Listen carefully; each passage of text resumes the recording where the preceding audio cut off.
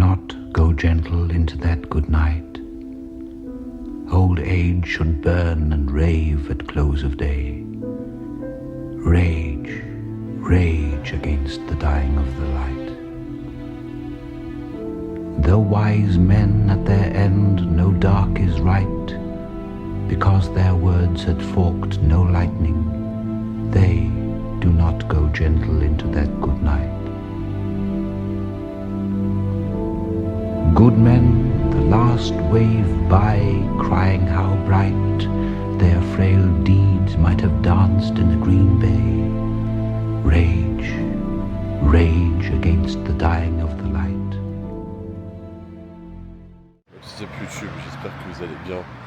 On se retrouve pour une nouvelle vidéo et surtout pour une vidéo assez spéciale vu que c'est le début de ma prep et ça fait tellement bizarre de dire cette phrase là, vraiment dire qu'aujourd'hui, à partir d'aujourd'hui, je suis en mode prep, même si le début sera forcément beaucoup plus simple que la fin, même si au début j'aurai pas forcément la fatigue qui va très certainement être là à la fin, la fin aussi qui n'est pas forcément qui ne va pas forcément être présente dès les premières semaines, mais simplement se dire que depuis 2-3 ans je pense à ce jour-là et qu'aujourd'hui on est arrivé à ce certain jour. C'est toujours très bizarre de se dire que, surtout que ces derniers temps j'ai beaucoup bougé, j'ai été dans pas mal de salles, pas mal de villes, pas mal d'environnements. Et forcément, c'est quelque chose que je pense absolument à tous les jours, ce début de prep. Et je me disais, ok, là, tu vas t'en souvenir de cet endroit-là, de ce moment-là, quand c'était pas forcément facile, à l'entraînement, autour, etc. J'allais m'entraîner, que j'avais pas envie, j'étais fatigué. Et je me disais, ok, tu vas le faire, mais le jour où on va commencer la prep, tu seras fier, tu seras content des progrès, tu n'auras jamais lâché. Et ces moments-là, j'ai l'impression à la fois que c'était à 6 mois, alors qu'il y en a certains, c'était il y a 2 ans, 2 ans et demi, que ce soit au REM à Paris, que ce soit à Clark à Toulouse, que ce soit à Valence, que ce soit à Nîmes, peu importe en fait, même à Dijon ces derniers temps. Et maintenant ici à Sète, j'ai tellement bougé, il y a tellement d'environnements différents, mais le mood et la mentalité est toujours resté la même. Et c'est compliqué en fait, j'ai plus vraiment la notion de temps où j'ai l'impression qu'il y a des trucs qui étaient hyper loin alors que c'était pas si long que ça. Parce qu'au final, j'ai toujours abordé mes journées de la même manière, mes ambitions et tout de la même manière. Donc en tout cas, voilà, c'est assez spé de se dire que le moment que je pensais, je me disais... Et en fait, je pensais à cet effet-là un peu parce que ça arrive à beaucoup de personnes sur beaucoup de choses où t'attends quelque chose et d'un coup, il est là. Et du coup, tu repenses au fait même que t'attendais ce moment. Et ben, c'est un peu le mood que j'ai, quoi. Je l'ai tellement attendu et je me disais, le jour où il va arriver... Bah tu vas repenser à ces moments-là où du coup je l'attendais tellement et c'est actuellement le cas et c'est sûr que c'est pas c'est super j'aime bien tu vois mais c'est quand même assez spé.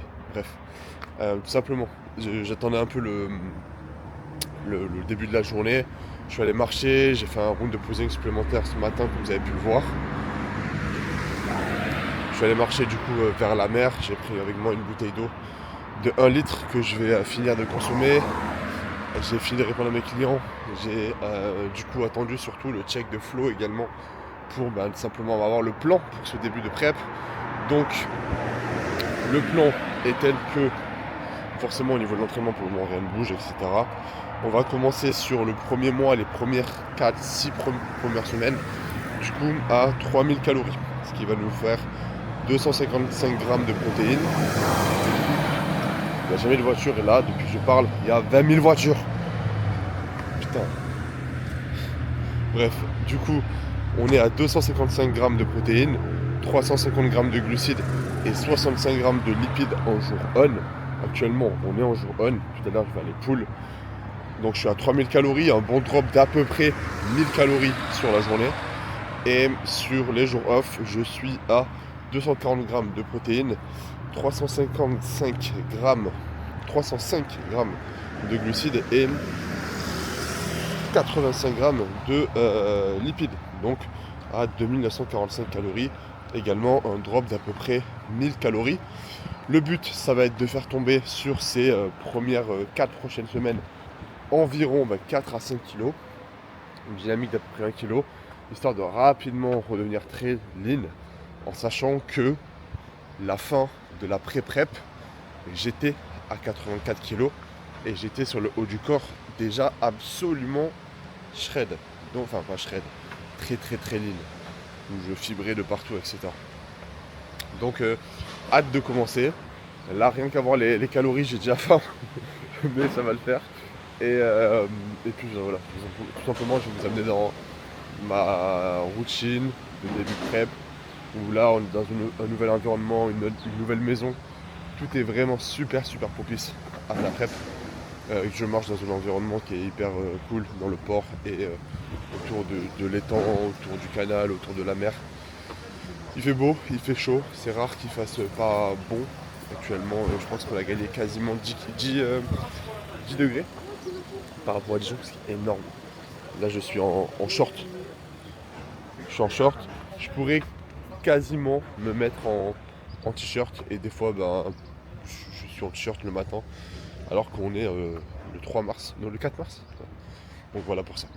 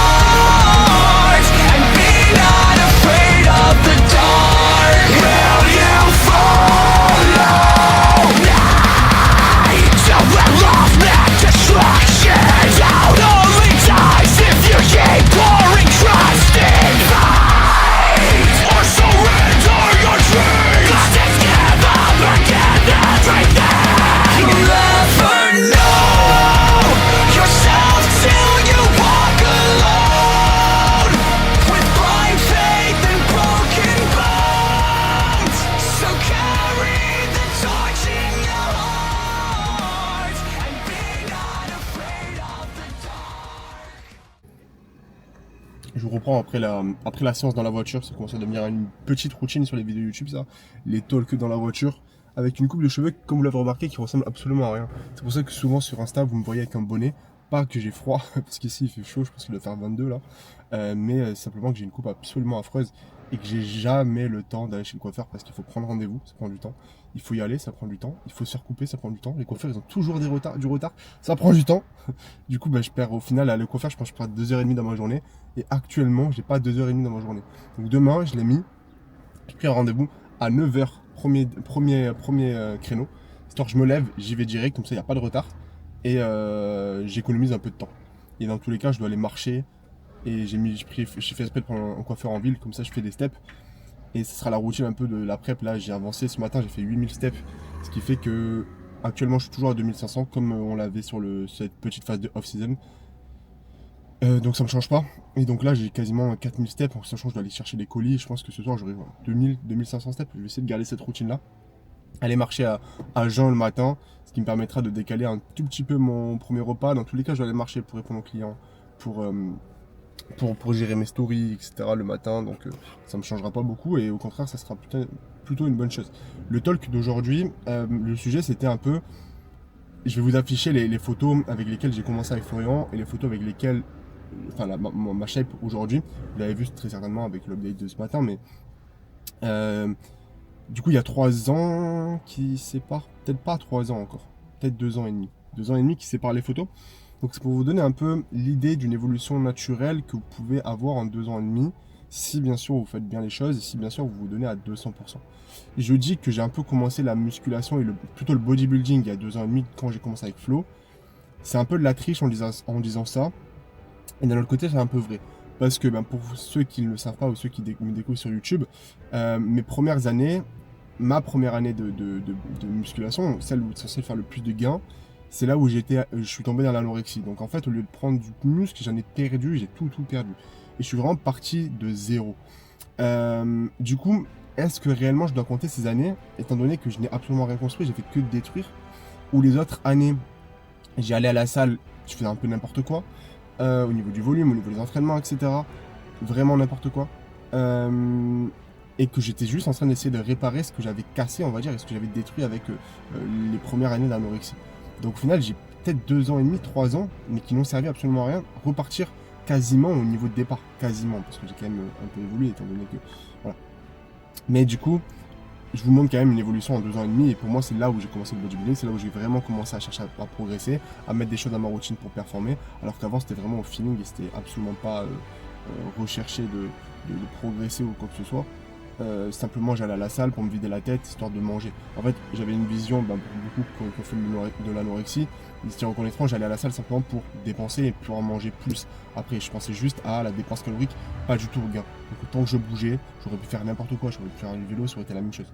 Mais pour moi dans ma tête, si je faisais de la musculation, il allait faire du muscle en sachant que je cherchais pas du tout, je mettais rien en place pour faire du muscle, que ce soit dans ma diète ou que ce soit dans le type d'entraînement que je faisais, la surcharge, etc.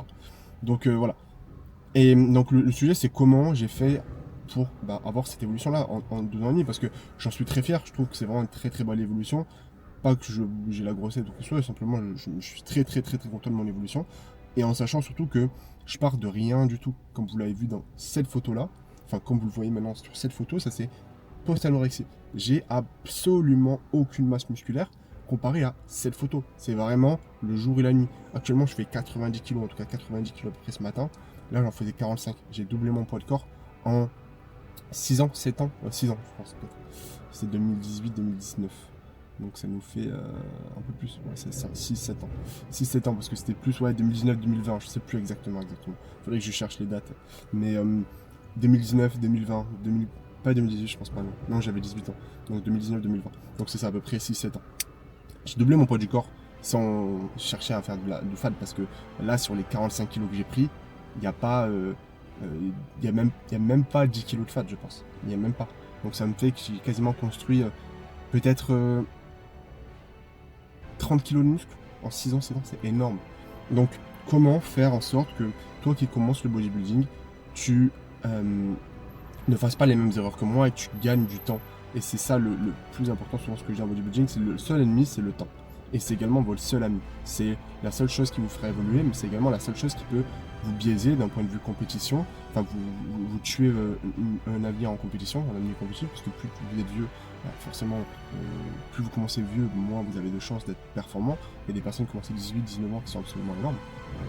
Et comparé à moi, où actuellement je vais avoir 25 ans dans quelques jours, là, dans 2 semaines, ils ont une avance sur moi qui est absolument énorme. Même si actuellement je suis un peu potentiellement un peu plus gros qu'eux. Ils ont 5 ans de retard. 5 ans, c'est énorme en bodybuilding. Enfin, 5 ans de moins que moi. Donc, c'est-à-dire qu'ils ont 5 ans d'avance, pas de retard. Moi, j'ai 5 ans de retard par rapport à eux. Si on peut voir les choses comme ça. Donc, la première chose, si vous commencez, c'est dans un premier temps, chercher à manger en surplus. La plupart des personnes qui commencent le bodybuilding n'ont pas forcément besoin, pas forcément. Ça dépend. Si en gros, vous vous demandez est-ce que vous devriez sécher, prendre du gras ou prendre du muscle, excusez-moi lapsus, c'est souvent que vous devriez pas sécher. C'est souvent le cas pour des débutants. Attention, je dis bien pour les débutants, parce qu'en sachant que les premières années sont les plus productives, vous avez tellement à y gagner en allant vous entraîner fort et en faisant du muscle à ce moment-là. Ensuite, la seconde chose la plus importante pour moi, ça va être bien sûr de traquer vos entraînements. Ne pas chercher à faire trop de volume, ne pas chercher à avoir des séances de 3h30, 4 heures comme je pouvais faire moi au début, parce qu'elles étaient aussi mal structurées. Maintenant, mes entraînements sont aussi longs. Pour beaucoup de personnes qui me connaissent, j'ai pu m'entraîner pendant 4-5 ans, même maintenant, actuellement, 4-5 ans, 4-5 heures, encore un lapsus, décidément, c'est la prep. Et même, il y a des entraînements qui peuvent durer 4 heures, mais parce que c'est pas la même durée, c'est parce que je mets beaucoup plus de temps entre les séries. Avant, c'était vraiment 4-5 heures où je pouvais m'entraîner quasiment avec 1 minute de temps de repos. Donc, beaucoup trop de volume. Et donc, pas assez de récupération. Donc, entraînez-vous avec un volume assez bas au début. Maîtrisez les bases. Ne cherchez pas la technique parfaite, ça je le répète. Votre technique doit être simplement suffisante pour vous faire gagner du muscle. Et ne doit pas être parfaite, surtout sur les débuts. Cherchez simplement à avoir une bonne technique qui va vous éloigner des blessures. C'est surtout ça que vous devez éviter au début, c'est ne pas vous blesser. Et ensuite, charger, pousser, pousser, pousser. Et du contrôle pour avoir un maximum de connexion nerveuse sur à peu près tous vos groupes musculaires, parce que la plupart des points faibles sont dus à de mauvaises connexions nerveuses. Du coup, vous avez du mal à recruter le muscle et vous pouvez recruter d'autres muscles sur lesquels vous avez par exemple des prédispositions génétiques plus facilement à recruter parce que muscle long, muscle court, etc. Donc, ayez une bonne technique, un peu de contrôle et après charger. Et traquez vos progressions. Traquez, un logbook papier, un logbook application, n'importe quoi, mais traquez vos performances. C'est potentiellement, après le surplus, la chose la plus importante. Même potentiellement la chose la plus importante. Parce qu'en réalité, là je parle pour les débutants, donc ouais, peut-être que le surplus est quand même plus important que la surcharge. Au début. Ensuite, ça devient la surcharge, pardon. Le troisième point, c'est le sommeil. Et les gars, mais en fait, je pense qu'il y a beaucoup de personnes qui sont, les gars et les filles d'ailleurs, je pense que beaucoup de personnes sont comme moi ou comme moi avant et ils se disent, ok, la personne me dit, ouais, le sommeil c'est aussi important, mais moi je le vois comme, je sais pas, ma complémentation c'est aussi important aussi, je sais pas, mes steps c'est aussi important. Non, le sommeil c'est vraiment important. C'est aussi important que la surcharge progressive, la diète. Pour moi, en fait, les trois sont limite au même niveau. Votre sommeil va vous apporter tellement dans toutes les phases possibles, sur phase de cut, sur phase de masse, va vous apporter un gain de forme, un gain de récupération. Beaucoup de personnes pensent qu'ils ne récupèrent pas parce qu'ils ont trop de volume. Vous récupérez souvent pas parce que vous n'avez pas assez de sommeil.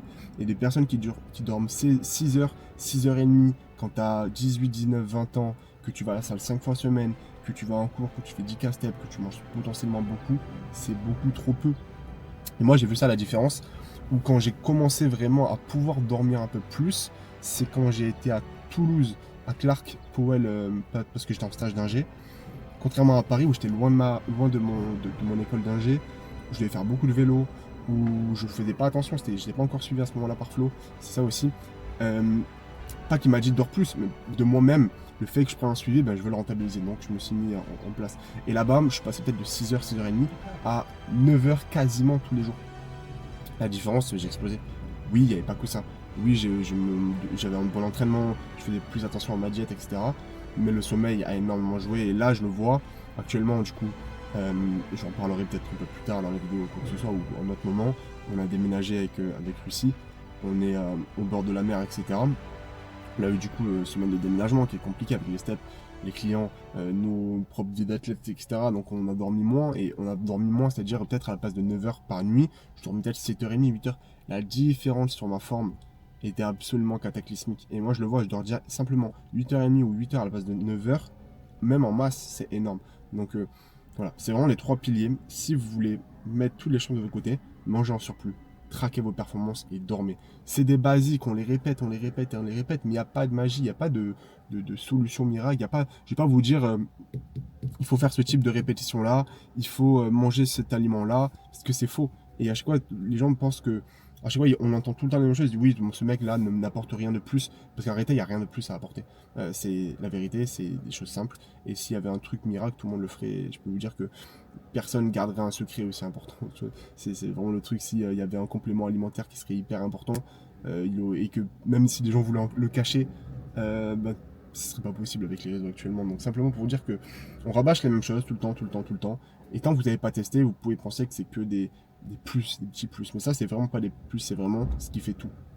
Ok. Après, il y aura la constance, mais à partir du moment où vous avez des résultats, vous allez sûrement avoir de la passion avec qui va se développer, si vous n'en avez pas encore, et donc forcément la constance va se créer.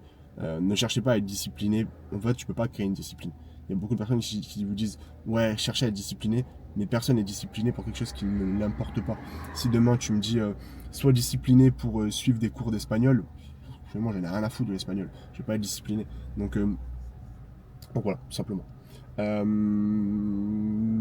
C'était un peu la fin du talk et ce que je voulais vous parler. J'ai reçu ma diète fixe aussi.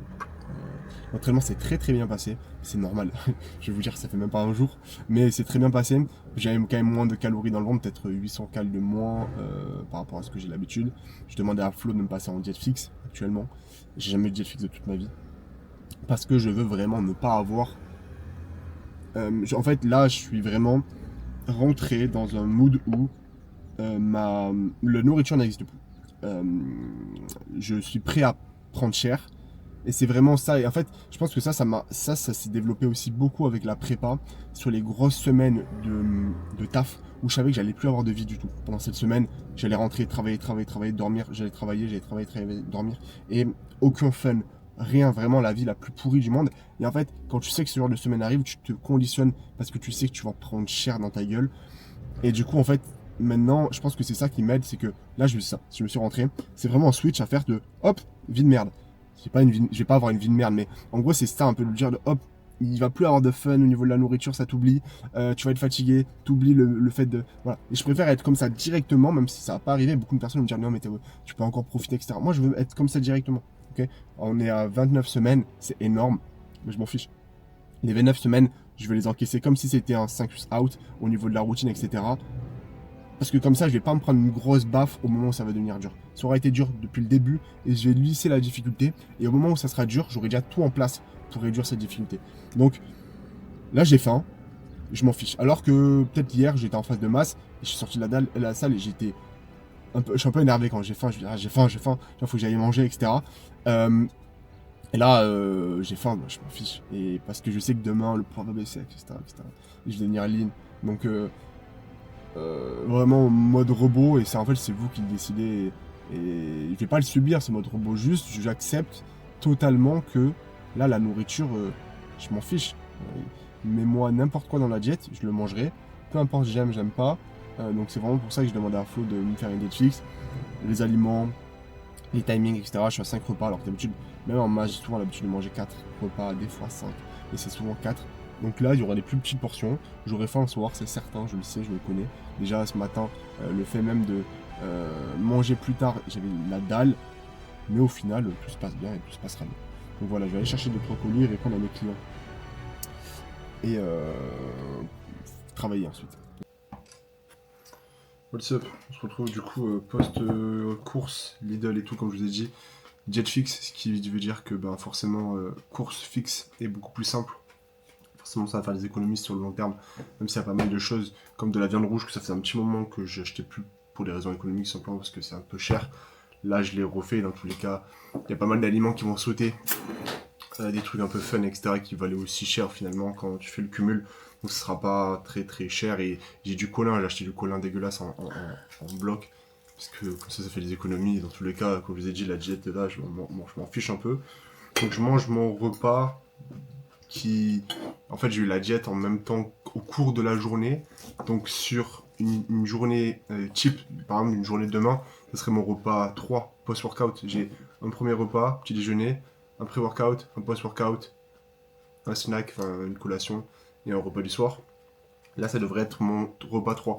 Du coup, j'ai simplement mangé mon pré, qui n'est pas forcément celui qui était dans le plan fixe, étant donné que ce matin, j'avais pas encore eu mon plan fixe. Et là, du coup, ça sera mon post. Normalement, c'est du riz, du poulet et des légumes verts. Mais là, on n'avait plus de riz, du coup, j'en ai acheté. Parce qu'en off, je mangeais pas beaucoup de riz. Par simplicité, je faisais tout à frire, donc c'était des pommes de terre. Donc, ça fait quand même pas mal de volume finalement avec les pommes de terre si jamais si ça passe crème. Là je commence quand même un peu à avoir faim. Il est quasiment 17h30 et j'ai 870 calories dans le ventre. Donc ce que je vais faire là, parce que là c'est quand même très très sec, c'est que j'utilise ça. C'est la sauce sriracha, mais en fait c'est tellement puissant que même moi qui aime les choses épicées, j'en mets 10 grammes et je pète mon crâne tellement c'est épicé. Donc 10 grammes sur un truc qui vaut 130 cales. J'en mets même pas 10 grammes finalement parce que 10 grammes c'est trop. J'en mets peut-être 5 grammes, ça va me faire 6-7 cales. Je compte même pas dans les cales finalement. Hop. Ça suffit largement. Genre juste... Juste ça. C'est largement suffisant. Bon, ça rend pas non plus le plat moins sec que ce qu'il est de base. Mais comme je vous ai dit là, je m'en fiche un peu. Voilà, simplement je vais manger mon poste. J'ai fait les courses à Lidl. Le frigo est rempli.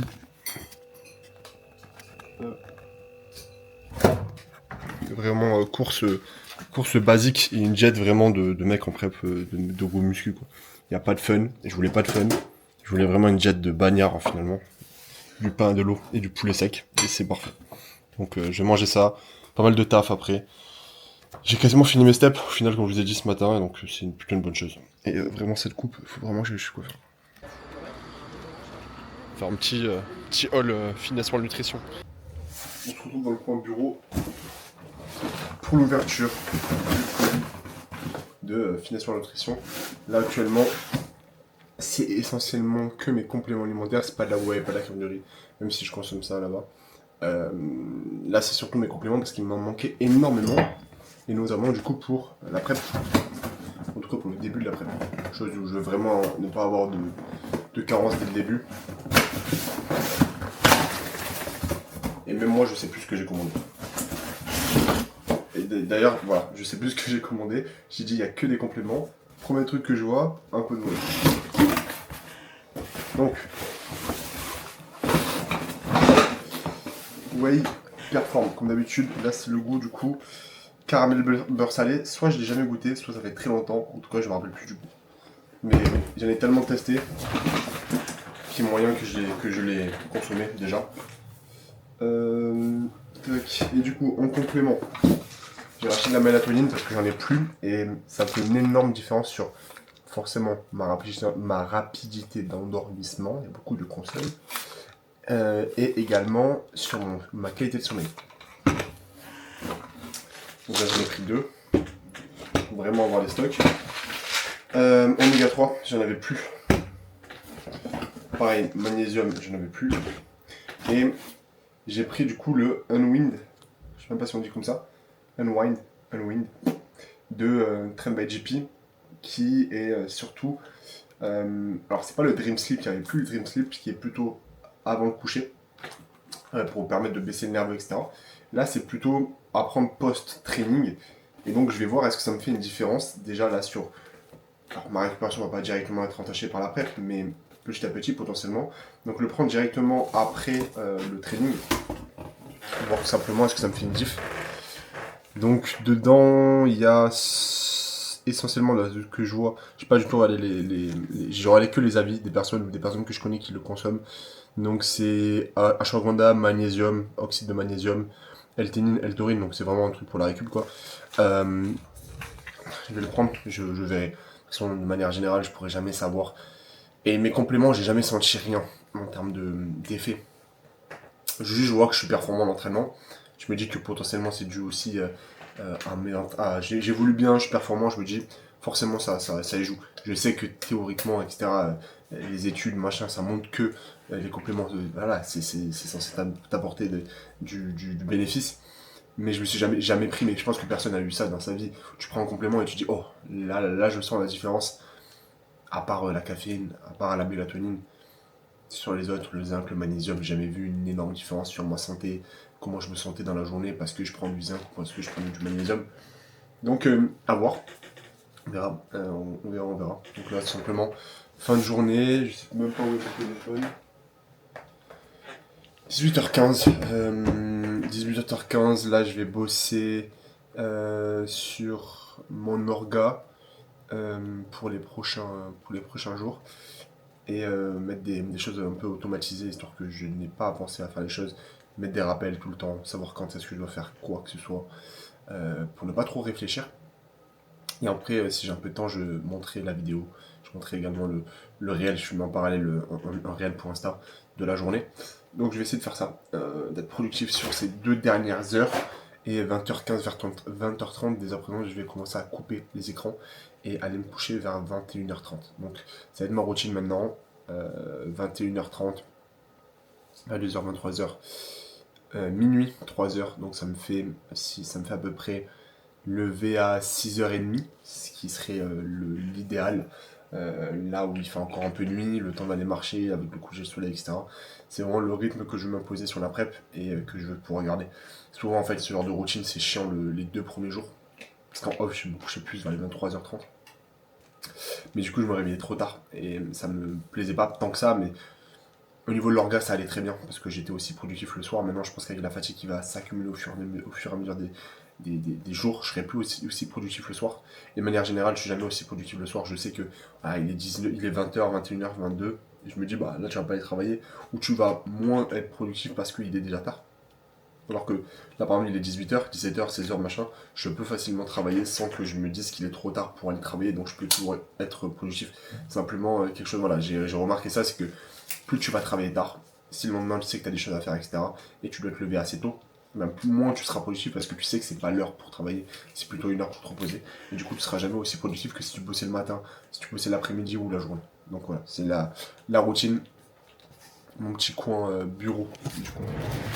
Hop, avec un énorme bureau, un petit miroir. Ça, c'est mon petit tableau d'organisation de prep.